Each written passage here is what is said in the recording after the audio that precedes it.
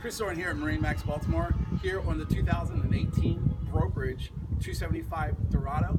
This is a product from Scout. We're going to start here at the transom. We have twin swim platforms, both with real teak.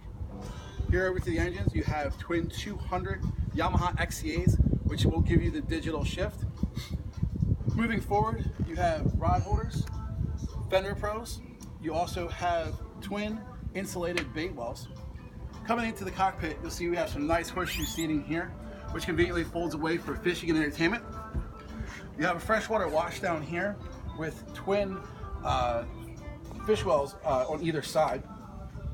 Moving here, you have a refrigerator, drawers for your tackle. You have a sink here for making cocktails or washing down. Moving further forward, you have twin hum seats, both with thigh-rise bolsters, digital shift, 12-inch Garmin display, Fusion stereo, and you have your Edson steering wheel with the knob to make docking easier. Move into here, very nice size day head.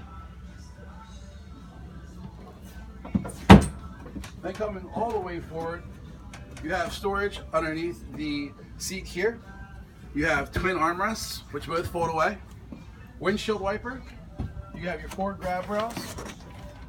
A nice table here for entertainment.